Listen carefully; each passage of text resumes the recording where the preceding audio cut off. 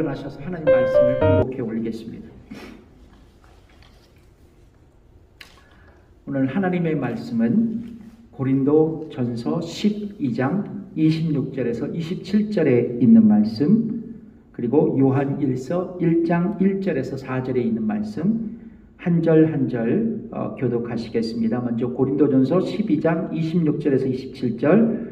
만일 한 지체가 고통을 받으면 모든 지체도 함께 고통을 받고, 한 지체가 영광을 얻으면 모든 지체도 함께 즐거워하나니 너희는 그리스도의 몸이요 지체의 각 부분이라. 요한일서 1장 1절에서 4절 말씀. 태초부터 있는 생명의 말씀에 관하여는 우리가 들은 바요, 눈으로 본 바요, 주목하고 우리 손으로 만진 바라. 이 생명이 나타나신 바 된지라. 이 영원한 생명을 우리가 보았고 증거하여 너에게 전하노니 이는 아버지와 함께 계시다가 우리에게 나타나신 바 된 자니라. 우리가 보고 들은 바를 너희에게도 전함은 너희로 우리와 사귐이 있게 하려 함이니 우리의 사귐은 아버지와 그 아들 예수 그리스도와 함께 함이라. 우리가 이것을 쓰면 우리의 기쁨이 충만케 하려 함이로라. 아멘. 예, 앉으십시오. 오늘 말씀의 제목으로는 그리스도인의 교제, 그리스도인의 교제라는 제목으로 여러분과 말씀을 나누겠습니다. 잘 들리시나요? 네, 제가 좀 마이크가 조금 오늘은 답답해 보여갖고 혹시나 여러분들 안 드실까봐 한번 확인해 봤습니다. 어느 날 한 젊은이가 설교의 황태자 스펄전 목사님에게 찾아와서 자신의 고민을 꺼내며 이런 부탁을 했다고 합니다. 목사님, 저는 교회 생활을 하는데 너무 힘듭니다. 왜냐하면 교회에 다니는 교인들에게 제가 시험을 받았기 때문입니다. 목사님, 문제가 없는 완벽한 교회가 있다면 목사님 그 교회를 저에게 소개시켜 주십시오. 이때 스펄전 목사님은 빙그레 웃으시면서 젊은이에게 이렇게 말했다고 하죠. 자네가 혹시 그런 교회를 찾으면 나에게 꼭 알려주게나. 나도 그런 교회 가고 싶어. 그 교회에서 생활하고 신앙생활하고 싶네. 그런데 말이야, 자네 부탁이 있네. 자네는 그런 교회를 찾거든. 그 교회는 절대로 다니지 말게. 젊은이가 말했습니다. 왜요, 목사님? 스펄전 목사님이 대답했어요. 왜냐하면 바로 그 자네 때문에 그 교회가 깨질 테니까 말이야. 여러분, 문제가 없는 완벽한 교회, 또 문제가 없는 완벽한 성도는 이 세상에 없습니다. 아무리 좋다고 소문난 교회도 다니다 보면 다양한 문제가 교회 안에 산재해 있는 것을 우리는 알게 됩니다. 이것은 무엇을 의미하냐면 이 땅의 교회는 불완전한 사람들이 모여서 함께 공동체를 이루며 신앙생활하는 곳이라는 것을 반증하는 것입니다. 이 지점에서 우리는 한 가지의 질문이 생깁니다. 그렇다면 교회는 어떤 것이고 또 교회는 어떤 기능을 하는 것일까? 우리는 오늘 본문을 통해서 이 물음에 응답하려고 합니다. 자, 성경에서 말씀하시는 교회의 정의는 무엇이고 교회는 어떤 사역을 감당하는 것일까? 오늘 간단하게 여러분들에게 말씀을 전해드리고 싶어요. 첫 번째, 교회는 어떤 곳일까? 여러분, 교회는 어떤 곳일까요? 교회를 한마디로 정의한다는 것은 매우 어렵습니다. 제가 책을 읽고 연구를 해봐도 신학자마다, 교단마다 입장이 매우 다르기 때문입니다. 그러나 대부분의 신학자들은 교회가 보편교회, 유니버셜 처치와 그리고 지역교회, 로컬 처치로 나누어진다는 것에 동의하고 있습니다. 그러니까 보편교회, 유니버셜 처치는 뭐냐면 전 세계적으로 예수 그리스도를 믿는 참 신자들의 모임을 의미합니다. 그러니까 이 세상의 모든 참 그리스도인이 한마디로 뭐요? 교회다라는 것입니다. 그리고 보편교회의 반대 개념인 지역교회, 로컬 처치는 뭐냐면 정기적으로 특정한 장소에서 만나는 예수 그리스도를 믿는 참 신자들의 모임을 말하는 것입니다. 그러니까 우리 임마누엘 교회가 어떤 교회요? 로컬 처치, 지역교회입니다. 그런데 여러분, 이 두 가지의 정의를 했는데 흥미로운 것은 보편교회나 지역교회 공통점이 있는데 그것은 바로 뭐냐면 교회는 예수 그리스도를 믿는 참된 신자들의 모임이라는 거예요. 여러분 동의하십니까? 이게 굉장히 중요해요. 교회의 정체성에 대해서 우리가 오늘 여러분들에게 말씀을 전할 텐데 여러분 이게 굉장히 중요한 게 뭐냐면 교회는 예수 그리스도를 믿는 참된 신자들의 모임이라는 거예요. 이걸 새겨 들으셔야 돼요. 그래서 교회는요, 이 땅에서 살아가는 모든 불신자들에게 예수 그리스도를 믿고 구원받아서 교회의 참신자가 되도록 뭐를 전해요? 복음을 전하는 것이요. 그것이 가장 중요한 우선순위의 사역이고 또 동시에 교회는 교회 내에 있는 명목상의 그리스도인들이 있다면 그들을 격려해서 그들에게 교육훈련해서 인격적으로 예수 그리스도를 만날 수 있도록 그들을 도와주는 것도 우리 교회 내에 가장 중요한 사명뿐만 아니라 한 걸음 더 나아가 기존 신자들에게 구원의 확신을 점검해주고 신앙 성장을 도모할 수 있도록 제자 훈련을 하는 것도 교회에 감당할 큰 사역 중에 하나라고 봅니다. 그래서 저는 이제 팬데믹 기간에 저희들이 소급으로 모여서 성경 공부를 못했어요.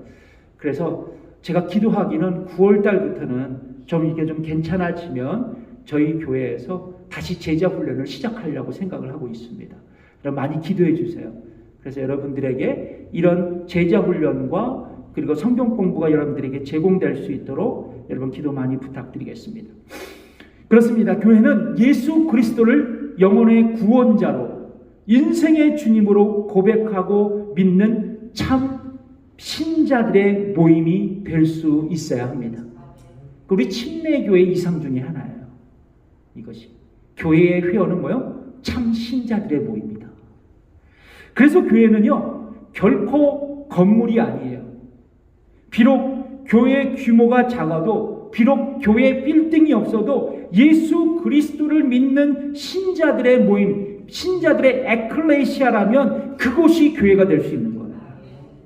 여러분 반대로요. 교회가 크고 규모가 크고 빌딩이 높게 서 있고 휘황찬란한 인테리어에 세련된 교육훈련이 있다 할지라도 그곳에 예수 그리스도를 믿는 참된 신자가 없으면 그 교회는 뭐예요? 교회가 아니에요. 여러분 믿으십니까? 이거 분명히 알으셔야 돼요. 그래서 여러분 교회를 정의할 때 가장 중요한 것은 뭐냐? 예수 그리스도를 개인의 구주로 영접하고 믿고 구원받은 신자들의 모임이라고 할 수 있는 거예요. 신자들. 그래서 여러분 하나님이 기뻐하시는 아름다운 교회, 영광스러운 교회, 이 시대가 말하는 건강한 교회가 되기 위해서는 무엇보다도 거듭난 성도들이 침례받고 교회의 참 신자가 되어서 예수 그리스도를 교회의 머리로 인정하고 서로 끈끈한 사랑의 시멘트로 연합돼서 교회를 든든히 세워가는 모습, 그것이 굉장히 중요하다는 것이에요. 이것이 교회이고 이것이 신앙생활이라는 것입니다. 그 옆분과 인사하겠습니다. 우리는 신앙생활하는 참 성도입니다. 자기 옆을 보면서 당신은 신앙생활을 하고 있습니까? 한번 물어보세요. 당신은 신앙생활을 하고 있습니까? 예. 설교 들을 때 좀 찔리는 말도 있어야 되죠. 맨날 잘한다고 이렇게 하면 또 아니거든요. 원래 이 말씀을 할까 말까 고민 중이었는데 성령께서 하라고 마음문을 열어주신 것 같아요. 여러분 진짜 신앙생활 하셔야 돼요. 그러니까 내가 교회에 다니는 신자라면 참 성도가 돼야 돼요. 예수 그리스도를 나의 구주로 삼고 구원자로 삼고 나의 인생의 주님이 되어서 그 주님의 말씀대로 왕이신 나의 하나님의 말씀대로 살아가는 삶. 그러면 여러분, 우리는 저절로 세상을 밝히는 빛이 될 거예요. 썩어져가는 세상의 소금이 될 것입니다. 한 걸음 더 나아가 성경에 보면 교회가 무엇인지를 보여주는 다양한 상징과 또 다양한 비유가 기록되어 있습니다. 그 중에 대표적인 것이 오늘 본문에 고린도전서 12장 27절에 있는 말씀이에요.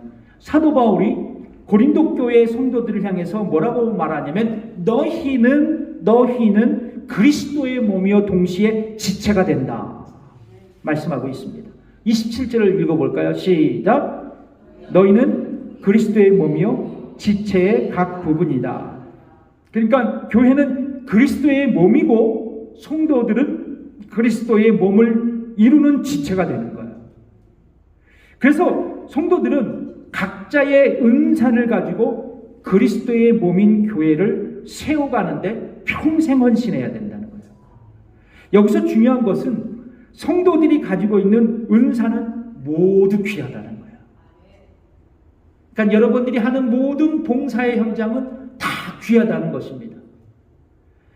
그래서 왜냐하면 성도들의 은사들이 모여 교회가 건강하게 세워져 가기 때문에 그렇습니다. 그래서 여러분, 교회에서 하는 봉사는 높고 낮음이 없어요. 어떤 게 더 좋고 나쁜 게 없다는 거죠. 더 나아가서 자신이 가지고 있는 은사가 다른 사람들의 은사보다 더 우월하다고 주장할 수는 없는 거예요. 다 똑같아요. 하나님 보시기에는 다 거기서 거기야. 그러니까 은사에는 경중이 없다라는 거죠. 옛날에 그 은혜의 시대, 소위 한국교회 붕의 시대 때는요, 기도 많이 하는 권사님들이 교회에 이렇게 있어요. 그러면 자기 혼자 기도 열심히 하면 좋은데 꼭 있죠. 이런 얘기를 해요. 기도 안 하는 것들이 말이야. 그러면서 이렇게 째려보고 말이야. 교만하게 말이야. 그러면 안 돼. 지금은 없어. 우리 교회는 없어요. 절대로 없어요. 근데 여러분, 제가 경험한 그 은혜 시대의 권사님들은 기도하는 것들이 말이 문제야. 자신의 은사를 더 우월하다고 생각하는 거죠. 여러분, 은사의 경중을 말한다면 교회가 세워지는 것이 아니에요. 여러분, 교회를 허무는 어리석은 행동이 되는 거예요. 그러므로 교회에서 하는 봉사의 자리는 하나님 앞에서 다 똑같고 다 귀한 것입니다. 그래서 여러분, 우리가 이 생각을 할 때, 모든 성도들이 다 교회에서 작은 것 하나라도 섬겼으면 좋겠어요. 어떤 것이라도 좋다는 거지. 그런데 이 시점에서 우리가 한 가지 더 생각해야 될 것이 뭐냐면, 우리가 그리스도의 몸인 교회를 이루어 가면서 세워져 가는 거죠. 우리 한 지체로서요. 그런데 동시에 제일 중요한 게 뭐냐면 교회의 머리 대신 예수님께 복종하며 살아가야 한다는 거예요. 그래서 여러분, 골로새서 1장 18절의 말씀을 우리가 읽어볼까요? 시작. 그의 몸인 시작. 그는 몸인 교회의 머리라. 그는 근본이요 죽은 자 가운데서 먼저 나신 자니 이는 친히 만물의 으뜸이 되려 하심이요. 여러분, 교회는요 예수 그리스도께 의존해야 돼요. 세상을 의존하지 말아야 돼요. 인간을 의존하지 말아야 돼요. 요즘 이렇게 교회를 보면, 큰 교회들 보면, 작은 교회도 보면 세상을 의지하고 사람을 의존하는 교회가 있을 수 있어요. 교회를 운영하다 보면 말이죠. 근데 분명한 것은 성경은 우리에게 뭐라고 말씀하느냐? 예수님은 교회의 머리다라고 말씀합니다. 그래서 건강한 교회는요, 교회 재정 수준, 교회 건물, 등록교인의 숫자에 목숨 걸지 않아요. 진짜 건강한 교회는 뭐냐면 예수 그리스도의 십자가를 바라보는 교회예요. 예수 부활을 선포하는 교회입니다. 그리고 예수님의 말씀대로 순종하려고 살아가는 열정을 가진 교회예요.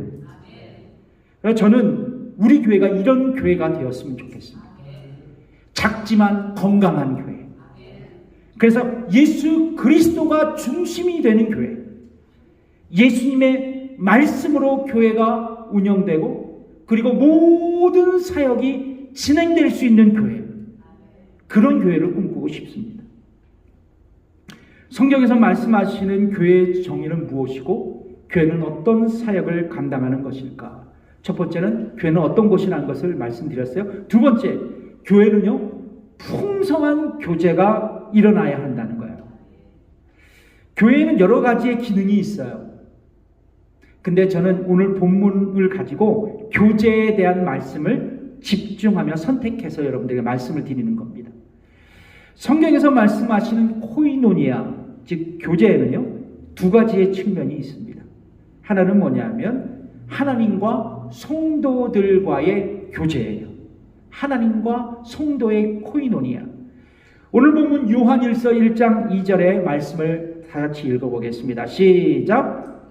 이 생명이 나타나신 바 된지라 이 영원한 생명을 우리가 보았고 증거하여 너희에게 전하노니 이는 아버지와 함께 계시다가 우리에게서 나타나신 바 된 자니라. 그러니까 사도 요한은요, 생명 대신 예수님을 소개하면서 예수님을, 주님을 뭐라고 소개해요? 태초부터 뭐요? 아버지와 함께 계신 자. 맞나요? 아버지와 함께 계신 자라고 말씀합니다. 그렇습니다. 여러분, 삼위일체 하나님은 창조 이전부터 성부 하나님, 성자 하나님, 성령 하나님으로 교제하며 존재하셨고, 따라서 삼위일체 하나님이 세상 만물을 창조하시고 인간을 만드실 때 인간도 동일하게 뭐요? 교제하며 살아가는 존재로 창조하셨어요. 그래서 하나님은요, 인간에게 뭐를 주셨어요? 가정을 허락하신 거예요. 거기서 교제하며 살아가도록. 더 나아가서 그래도 사회라는 공동체를 만들어 주셔서 함께 어우러져 살아갈 수 있도록 사회를 만들어 주셨다는 거죠. 더 나아가서 여러분, 우리가 예수님 믿고 구원받아 교회라는 공동체에 속한 지체로 교제하며 살아가게 축복해 주신 것입니다. 자, 그렇다면 우리는 예수 믿고 그리스도의 몸된 교회의 지체로서 이 교제를 시작해야 된다는 거죠. 코이노니아를 시작해야 된다는 거예요. 그런데 여러분, 제일 먼저 우리가 바라봐야 할 코이노니아 대상은 누구일까요? 바로 하나님이십니다. 하나님이십니다. 교제라면 먼저 하나님. 왜냐하면 성도의 참된 교제는요, 하나님과의 교제를 바탕으로 이루어져야 하기 때문에 그래요.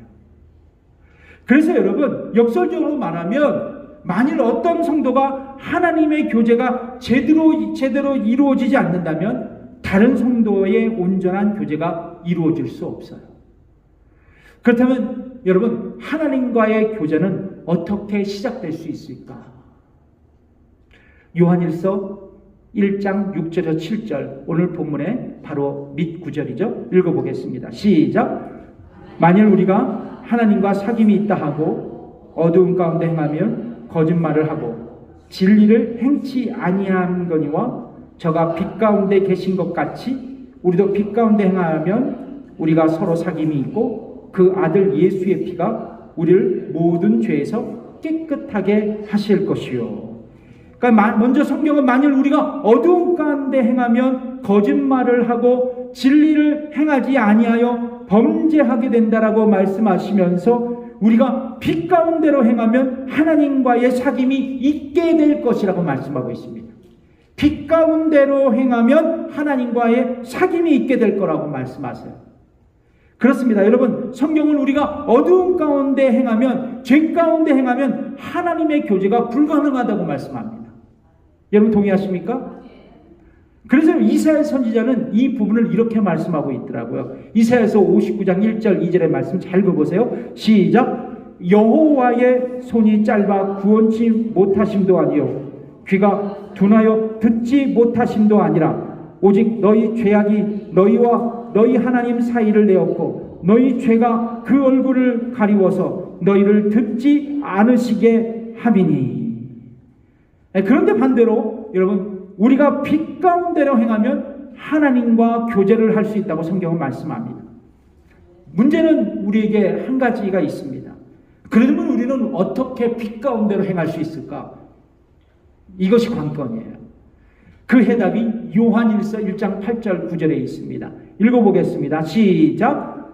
만일 우리가 죄 없다 하면 스스로 속이고 또 진리가 우리 속에 있지 아니할 것이요 만일 우리가 우리 죄를 자백하면 저는 미쁘시고 의로우사 우리 죄를 사하시며 모든 불의에서 우리를 깨끗게 하실 것이요. 그러니까 우리가 미쁘시고 의로우신 하나님 앞에 죄인임을 인정하고 고백하는 것이죠. 그런 죄의 고백은 우리가 우리의 능력으로 할 수가 없어요. 계속 말씀드리잖아요. 바로 인간의 능력으로 할 수 없습니다. 죄의 고백은 말이에요. 성령께서 우리의 돌 같은 마음을 부드럽게 하시고 성령께서 우리의 마음을 열게 하셔야 가능한 일이에요. 그래서 여러분, 우리가 죄를 고백한다는 것은 인간의 심리 아니라 성령의 능력으로 죄를 고백할 수 있는 거예요. 성령께서는 말씀을 통해 우리의 마음을 열어주십니다. 성령님께서는 주의 말씀을 통해 우리의 돌 같은 마음을 부드럽게 하세요. 그래서 여러분, 성령님은 우리의 죽었던 영혼을 거듭나게 하셔서 내가 죄인인 것을 깨닫게 하십니다.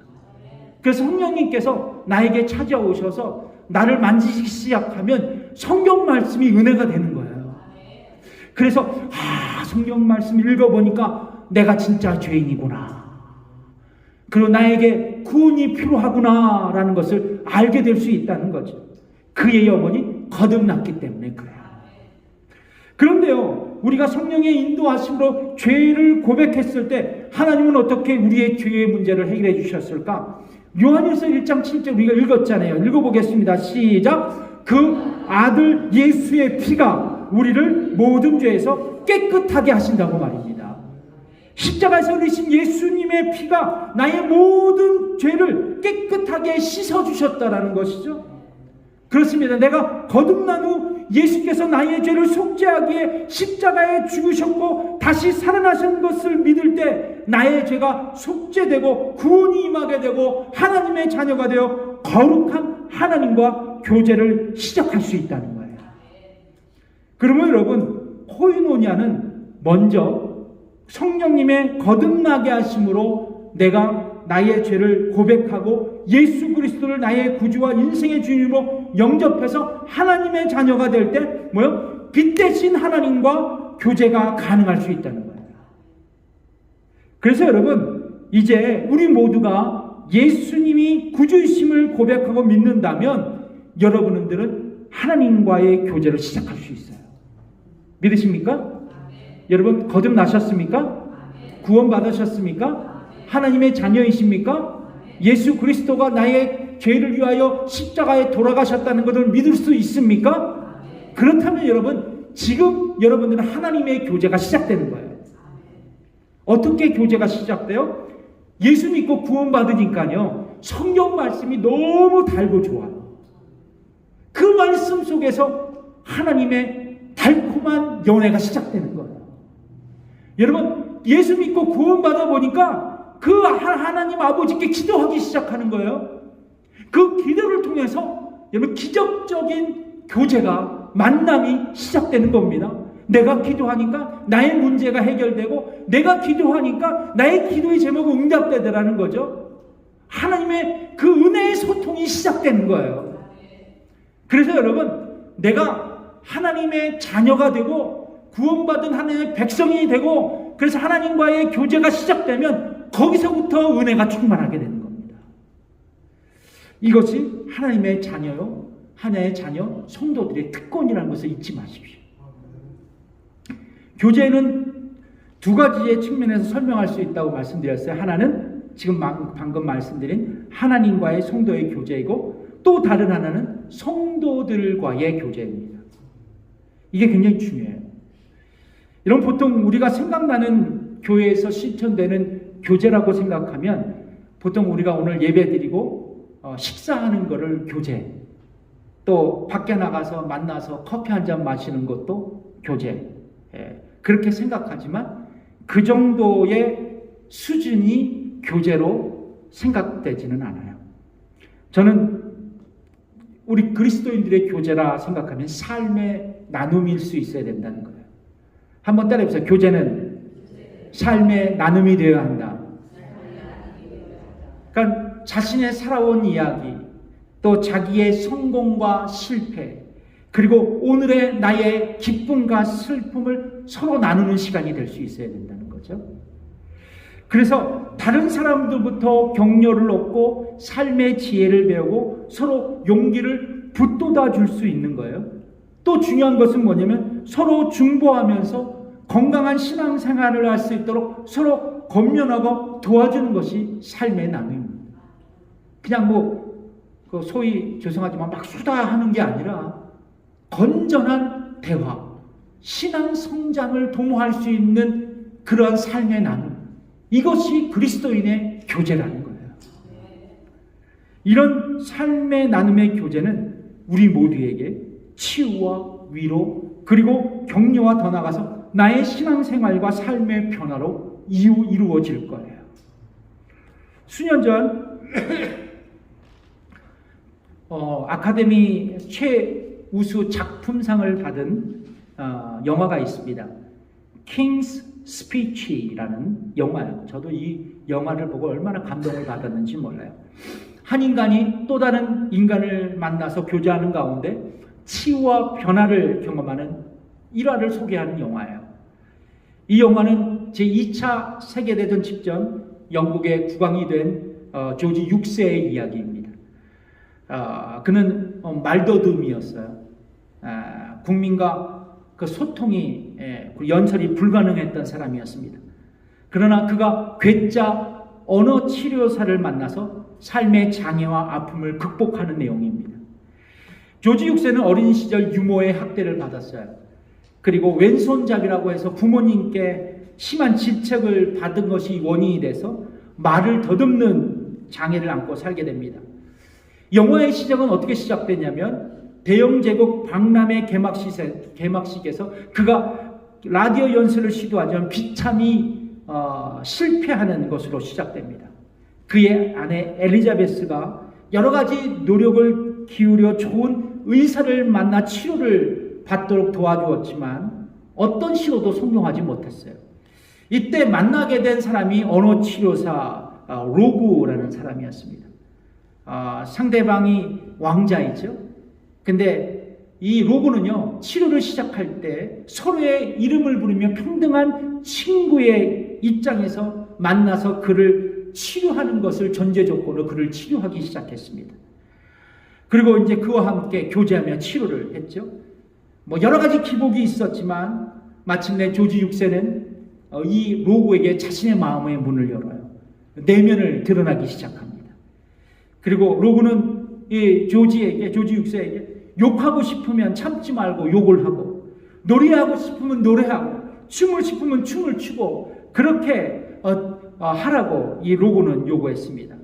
그리고 로그와 이 조지 6세는 함께 친구가 돼서 뒹굴고 노래하며 춤추고, 그리고 아픈 그 과거의 이야기를 끄집어내며 서로 눈물을 흘리기 시작했어요. 그리고 점점점 조지 6세의 말더듬이 현상이 점점 개선되기 시작했습니다. 마침내 성정포고를 한 독일에 맞서서 영국 국민을 설득하는 이 라디오 연설을 성공적으로 이 조지 6세가 마치게 됩니다. 근데 이 로그는 연설을 시작하는 조지 6세에게 뭐라고 얘기했냐면, 내가 당신 앞에 있을 거라고, 내게 얘기하듯 하라고 말이지. 그는 마치 오케스트라를 취하듯 이 조지 6세를 격려하기 시작합니다. 그리고 마침내 영국 국민들에게 영국 역사상 가장 위대한 연설을 당당하게 영국 시민들 앞에 조지 6세는 하게 되었어요. 이게 굉장히 유명한 연설로 남아 있습니다. 그렇습니다. 저는 우리 교회 모든 성도들이 이런 성도의 교제를 통해서 서로가 서로에게 치유자 그리고 위로자가 되었으면 좋겠습니다. 저는 이번 주 제가 읽지 못했던 책 한 권을 가지고 책을 읽었습니다. 고 이어령 선생님의 생명이 자본이다 라는 책입니다. 생명이 자본이다. 이 책에서 읽는 중에 저의 시선을 집중시킨 한 대목이 있습니다. 여러분들에게 알려드리길 원해요. 황제 펭귄의 이야기입니다. 남극에 이제 10월이 오면 모든 생물들이 다 떠난다 그래요. 왜냐하면 섭씨 영하 50도까지 떨어지기 때문입니다. 살 수가 없는 거죠. 그런데 반대로 이 극한의 추위를 찾아오는 남극의 신사들이 있습니다. 바로 펭귄들이에요. 이들은 천적들에게 방해받지 않고 짝짓기를 하기 위해서 이곳까지 찾아온다고 합니다. 짝짓기에 성공한 펭귄 엄마들은 알을 부화한 다음 그 자리를 떠나버린대요. 아주 매몰차게 떠나버린다고 합니다. 그 자리를 대신 아빠 펭귄들이 책임지고 이 알을 부화시킨다 그래요. 이 중에 이 황제 펭귄 아빠의 부성에는 놀랍습니다. 알을 부화시키기 위해서 아무것도 먹지 않고 꼼짝하지도 않고 이렇게 알을 품고 부화한다 그래요. 이때 몸무게가 15kg 정도 빠진다고 합니다. 그리고 알을 부화에 성공한 다음 새끼가 태어나잖아요. 그 새끼를 먹이기 위해서 굶주린 자신의 배에서 적은 그 먹이 있죠. 그것을 다 기어내서 엄마 펭귄이 올 때까지 새끼를 먹인다 그래요. 이건 황제 펭귄은 부성애가 놀라워요.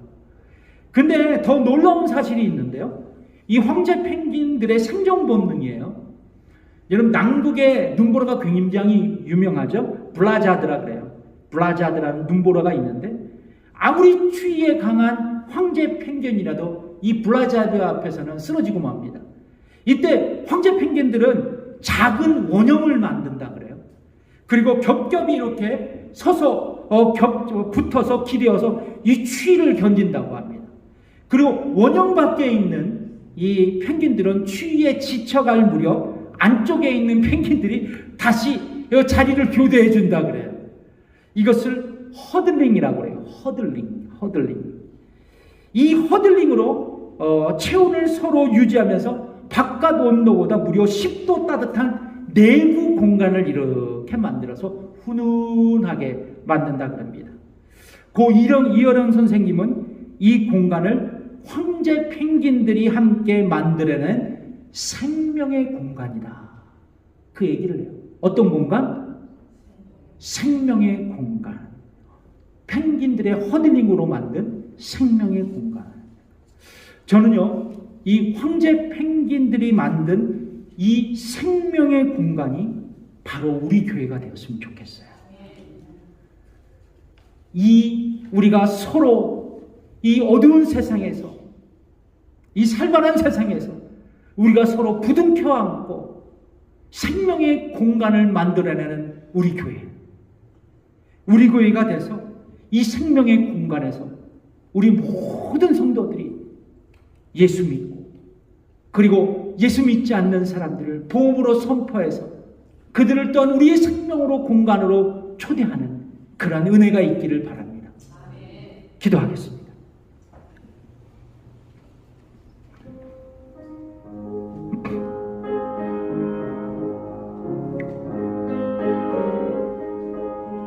이렇게 기도했으면 좋겠습니다. 우리 교회 모든 성도들이 사랑으로 서로 교제하며 살아가는 우리가 되게 해달라고 기도해 주십시오.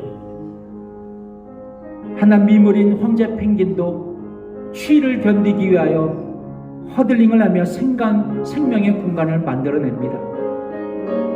우리 교회 성도들 서로 사랑으로 교제하며 우리 교회가 생명의 공간이 될 수 있도록 진심으로 우리 성도들이 함께 교제하는 우리 교회가 되게 해달라고 우리 함께 기도하겠습니다. 하나님 아버지 감사합니다. 아버지 하나님 오늘도 우리 교회 성도들이 함께 기도합니다. 아버지 서로 사랑으로 교제하며 생명의 공간을 만들어내는 우리 교회가 되게 해 주시옵소서. 그래서 이 생명의 공간에 찾아오는 심령마다 사랑을 경험케 하시고 예수님을 경험케 하시고 구원을 경험케 하는 귀한 하나님의 교회, 성도의 교제가 넘쳐나는 교회, 생명의 공간이 창출되는 교회가 되게 하여 주시옵소서.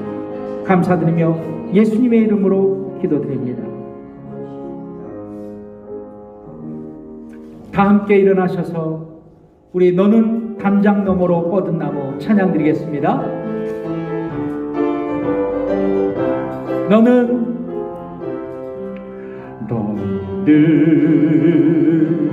담장 너머로 뻗은 나무 갇힌데 푸른 열매처럼 하나님의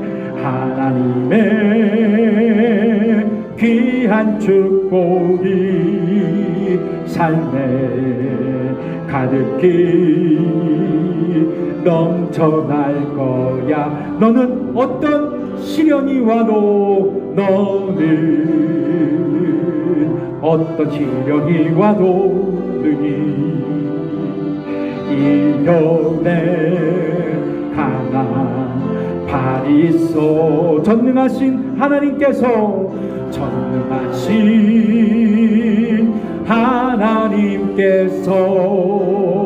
너와 언제나 함께 하시리. 너는 하나님의 사랑, 너는 하나님의 사랑, 아름다운 하나님의 사랑. 나는 널 위해 기도하며 내 길을 축복할 거야. 너는 하나님의 선물, 사랑스러운 하나님의 열매, 주의 품에 꽃 피운 나무가 되었소.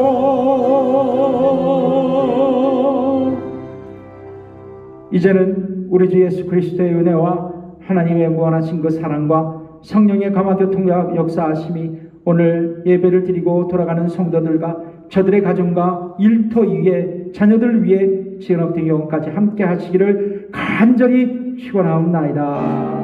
아멘.